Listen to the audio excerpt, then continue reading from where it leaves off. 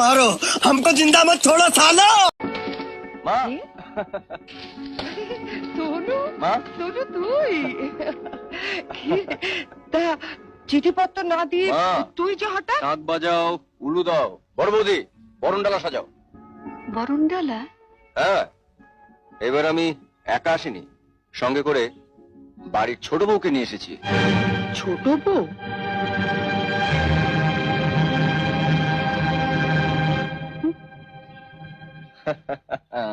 সবাইকে কিরম চমকে দিয়ে একটা বিয়ে করে ফেললাম বলো। হ্যাঁ, আমাদের না জানি তুই বিয়ে করে ফেললি? আরে তোমাদের জানাবো কি, আমি কি নিজেও জানতাম?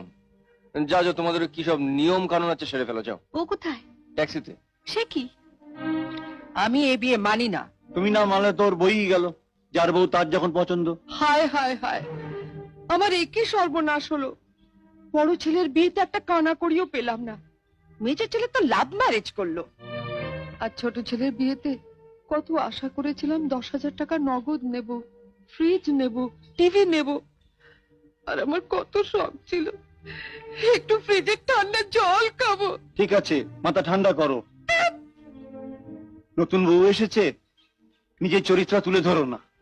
ও বেচারা হয়তো আবার ভাববে এ কোন জঙ্গলে উঠলাম রে বাবা। তুমি থামো, মাসে মাসে মাত্র 200 টাকা করে পাঠায়, বিয়ে করলো কোন সাহসে? আচ্ছা বাবা, তুমি বলো, আমি মাসে মাসে 200 টাকা করে পাঠাই, অথচ আমি এখানে থাকি না, খাই না। আমার রিপ্রেজেন্টেটিভ হয়ে তোমাদের ছোট বউ যদি এখানে... তুই চুপ কর। কার মেয়ে, কোন জাতের মেয়ে, কিছুই জানা নেই। আরে ওসব জেনে কি হবে? তোমাকে বিয়ে করার সময় তো আমি তিথি নক্ষত্র চন্দ্র সূর্য দেখে এনেছিলাম। কি লাভ হয়েছে বলো? তা মাবাবু, কদিনের জন্য দিদির বন্দরে নোঙর ফেললে?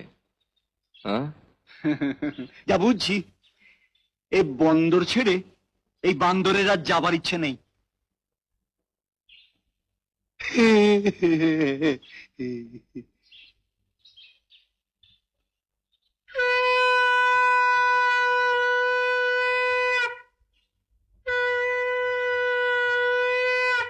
মা, দেখুন দেখুন কি সুন্দর মুখটা।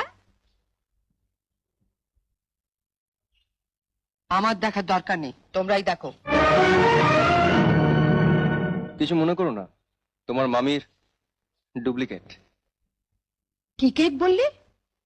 ও তুমি বুঝবে না, ইংরেজি কথা।